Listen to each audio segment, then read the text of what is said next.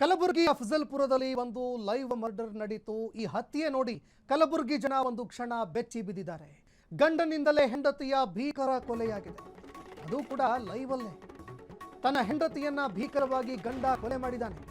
ಹಾಡ ಹಗಲೇ ಕತ್ತು ಕೊಯ್ದು ಪಾಪಿ ಗಂಡ ಹೆಂಡತಿಯನ್ನ ಕೊಲೆ ಮಾಡಿದ್ದಾನೆ. ಈ ಕೊಲೆ ಮಾಡುವಂತಹ ಭಯಾನಕ ದೃಶ್ಯ ಮೊಬೈಲ್ನಲ್ಲಿ ಸೆರೆಯಾಗಿದೆ. ಬಳ್ಳೂರ್ಗಿ ಗ್ರಾಮದ ಬಳಿಯಲ್ಲಿ ಬೆಚ್ಚಿ ಬೀಳಿಸುವ ಘಟನೆ ಬೆಳಕಿಗೆ ಬಂದಿದೆ. ಇಡೀ ಕಲಬುರಗಿ ಜನ ಬೆಚ್ಚಿ ಬಿದ್ದಿದ್ದಾರೆ ಈ ಘಟನೆಯಿಂದ. ಕತ್ತು ಕೊಯ್ದು ಮಹಿಳೆ ಸಾನ್ವಿ, 28 ವರ್ಷ ವಯಸ್ಸು, ಆಕೆಯ ಗಂಡನೇ ಕೊಲೆ ಮಾಡಿದ್ದಾನೆ.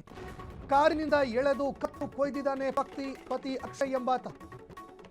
ಕಾರಿನಿಂದ ಹೊರಗಡೆ ಎಳೆದು ತನ್ನ ಹೆಂಡತಿಯ ಕತ್ತು ಕೊಯ್ದು ಅಕ್ಷಯ್ ಎಂಬಾತ ಕೊಲೆ ಮಾಡಿದ್ದಾನೆ. ಕೊಲೆಯಾಗಿರುವಂತಹ ಮಹಿಳೆ ಮಹಾರಾಷ್ಟ್ರ ಮೂಲದವರು ಅನ್ನೋ ಮಾಹಿತಿಗಳು ಲಭ್ಯವಾಗ್ತಾ ಇದೆ. ಅಫಜಲ್ಪುರ ಪೊಲೀಸ್ ಠಾಣೆಯಲ್ಲಿ ಈ ಬಗ್ಗೆ ಪ್ರಕರಣ ದಾಖಲಾಗಿದೆ. ಆದರೆ ಅಫಜಲ್ಪುರದ ಜನ ಒಂದು ಕ್ಷಣ ಬೆಚ್ಚಿ ಬಿದ್ದಿದ್ದಾರೆ.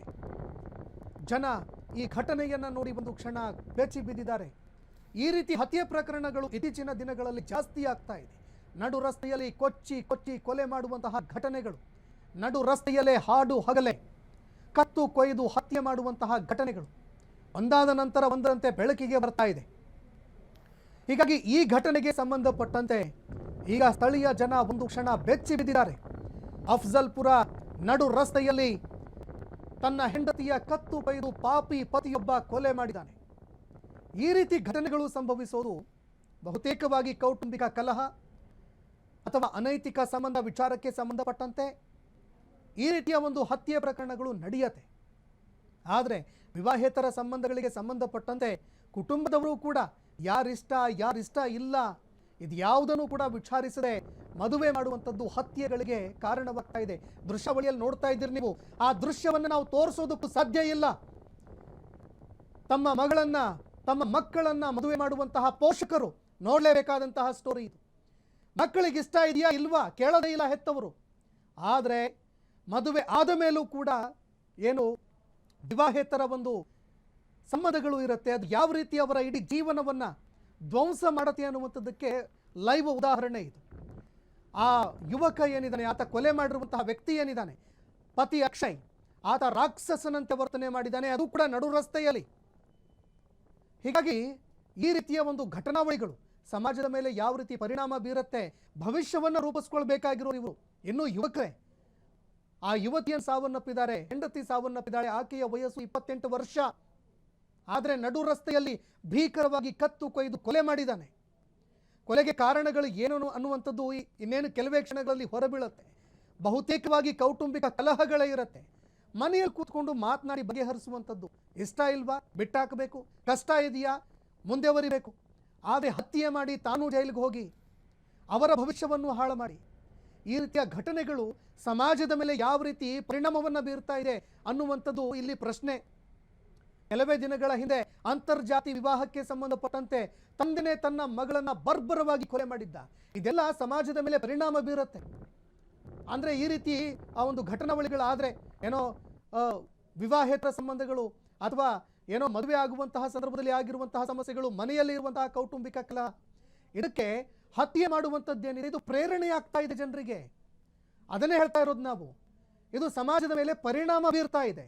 ಇದನ್ನು ಸಮಾಜ ಅರ್ಥ ಮಾಡಿಕೊಳ್ಳಬೇಕು, ನಾವುಗಳು ಅರ್ಥ ಮಾಡ್ಕೊಳ್ಬೇಕು, ಹೆತ್ತವರು ಅರ್ಥ ಮಾಡ್ಕೊಳ್ಬೇಕು, ಕೂರಿಸ್ಕೊಂಡು ಮಕ್ಕಳಿಗೆ ಬುದ್ಧಿ ಹೇಳಬೇಕು. ಆಗ ಮಾತ್ರ ಈ ರೀತಿಯ ಘಟನೆಗಳನ್ನು ತಡೆಯೋದಕ್ಕೆ ಸಾಧ್ಯ. ಈಗ ಆತ ಕೊಲೆ ಮಾಡಿದಾನಲ್ಲ ಅಕ್ಷಯ್, ಆತನ ಬದುಕೇನು, ಮಕ್ಕಳೇನಾದರೂ ಇದ್ದರೆ ಅವರ ಗತಿ ಏನು, ಪೋಷಕರ ಗತಿ ಏನು, ಈ ಪ್ರಶ್ನೆಗಳು ಎದುರಾಗುತ್ತೆ. ಜೊತೆಗೆ ಸಮಾಜಕ್ಕೆ ಇದು ಏನಾಗುತ್ತೆ, ಯಾವ ರೀತಿಯಾಗಿ ಸಮಾಜ ಇದನ್ನು ತೆಗೆದುಕೊಳ್ಳುತ್ತೆ ಅನ್ನೋ ಪ್ರಶ್ನೆ ಕೂಡ ಇಲ್ಲಿ. ಜೊತೆಗೆ ಕಾನೂನು ಸುವ್ಯವಸ್ಥೆ ಭಯನೇ ಇಲ್ಲ ಇವರಿಗೆ. ಸಿಸ್ಟಮ್ ಏನಿದೆ, ವ್ಯವಸ್ಥೆ ಏನಿದೆ ಅದರ ಭಯನೇ ಇಲ್ಲ. ಪೊಲೀಸರಿದ್ದಾರೆ, ಕೋರ್ಟ್ ಇದೆ, ನಾಳೆ ಶಿಕ್ಷೆಯಾಗುತ್ತೆ. ನಾವು ಇವರು ಈ ರೀತಿ ನಡು ರಸ್ತೆಯಲ್ಲಿ ಏನು ಕೊಲೆ ಮಾಡ್ತಾ ಇದ್ದಾರೆ ಇವರಿಗೆ ಕೊಡುವಂತಹ ಶಿಕ್ಷೆಗಳನ್ನು ಕೂಡ ಲೈವಲ್ಲಿ ತೋರಿಸುವಂತಾಗಬೇಕು. ಆಗ ಎಲ್ರಿಗೂ ಕೂಡ ಭಯ ಎದುರಾಗುತ್ತೆ. ಹೌದು, ಈ ರೀತಿ ಶಿಕ್ಷೆ ಕೊಡ್ತಾರೆ, ಗಲ್ ಶಿಕ್ಷೆಯಾಗುತ್ತೆ ಇದಕ್ಕೆ, ಅಥವಾ ಜೀವಾವಧಿ ಶಿಕ್ಷೆ, ನಾವು ಸಾಯೋವರೆಗೂ ಜೈಲಲ್ಲಿ ಕೊಳಿಬೇಕಾಗುತ್ತೆ, ಎಂಥ ಪರಿಸ್ಥಿತಿ ಇದೆ ಅನ್ನುವಂಥದ್ದು. ಆದರೆ ಜೈಲಿಗೆ ಹೋದರೂ ಕೂಡ ಜೈಲಲ್ಲಿ ಸಿಗುವಂತಹ ರಾಜಾತಿಥ್ಯ ಇದು ಏನಾಗುತ್ತೆ ಅಂದರೆ ಈ ಹೆಬಿಚುವಲ್ ಅಫೆಂಡರ್ಸ್ ಯಾರಿದ್ದಾರೆ, ಸಮಾಜದ ಮೇಲೆ ದುಷ್ಪರಿಣಾಮವನ್ನು ಬೀರುವಂತಹ ಸಮಾಜ ಘಾತುಕರು, ಅವರಿಗೆ ಧೈರ್ಯ ತಂದು ಕೊಡುತ್ತೆ. ಏನು ಬಿಡಪ್ಪ, ಕೊಲೆ ಮಾಡಿದ್ರೆ ಜೈಲಲ್ಲಿ ಆರಾಮಾಗಿ ಸಿಸ್ಟಮ್ ಸಿಗುತ್ತೆ, ಟಿ ವಿ ಇದೆ ರೀ ಒಳಗಡೆ, ಒಳಗಡೆ ಬಿರಿಯಾನಿ ಸಿಗ್ತಾ ಇದೆ, ಎಣ್ಣೆ ಸಿಗ್ತಾ ಇದೆ, ಸಿಗರೆಟ್ ಸಿಗ್ತಾ ಇದೆ, ಆರಾಮಾಗಿದ್ದು ಬಿಡ್ತೀವಿ ನಾವು ಅಂತ ಯಾವುದೇ ಭಯ ಇಲ್ಲದೆ, ಯಾವುದೇ ಒಂದು ಅಂಜಿಲ್ಲದೆ, ಅಳುಕಿಲ್ಲದೆ ನಡು ರಸ್ತೆಯಲ್ಲಿ ಹತ್ಯೆ ಮಾಡ್ತಾ ಇದ್ದಾರೆ. ದೃಶ್ಯಾವಳಿಯಲ್ಲಿ ನೋಡ್ತಾ ಇದ್ದೀರಿ. ದುಡ್ಡಿದ್ರೆ ಸಾಕು, ಏನು ಬೇಕಾದರೂ ಸಿಗುತ್ತೆ ಜೈಲುಗಳಲ್ಲಿ ಅನ್ನುವಂಥದ್ದು ಈ ಹೆಬಿಚುವಲ್ ಅಫೆಂಡರ್ಸ್, ಸಮಾಜ ಘಾತುಕರು, ಹತ್ಯೆಕೋರರು, ಅತ್ಯಾಚಾರಿಗಳು, ಟೆರರಿಸ್ಟ್ಗಳು, ಇವರಿಗೆಲ್ಲ ಆದರ್ಶ ಆಗ್ತಾ ಇದೆ ಇದು. ಹೀಗಾಗಿ ವ್ಯವಸ್ಥೆಯಲ್ಲಿ ಇದೆಲ್ಲವೂ ಕೂಡ ಬದಲಾವಣೆ ಆಗಬೇಕು. ಜೊತೆಗೆ ಹೆತ್ತವರು ಕೂಡ ಅರ್ಥ ಮಾಡಿಕೊಳ್ಳಬೇಕು. ಮದುವೆ ಮಾಡೋದಕ್ಕಿಂತ ಮುಂಚೆ ಕೇಳಬೇಕು ಅವರಿಗೆ ಇಷ್ಟ ಇದೆಯಾ ಇಲ್ವಾ, ಏನು ಎತ್ತ, ಅಂತರ್ಜಾತಿ ವಿವಾಹನೋ ಮತ್ತೊಂದೋ ಮಗದೊಂದೋ, ಬದುಕೋದಕ್ಕೆ ಬಿಡಬೇಕು. ಕ್ಷಣ ಕ್ಷಣದ ಸುದ್ದಿಗಳಿಗಾಗಿ ಫ್ರೀಡಂ ಟಿವಿ ಸಬ್ಸ್ಕ್ರೈಬ್ ಮಾಡಿ, ಲೈಕ್ ಮಾಡಿ ಹಾಗೂ ಫಾಲೋ ಮಾಡಿ. ಹೊಸ ಸುದ್ದಿಗಳ ನೋಟಿಫಿಕೇಶನ್ಗಾಗಿ ಬೆಲ್ ಐಕಾನ್ ಮೇಲೆ ಕ್ಲಿಕ್ ಮಾಡಿ.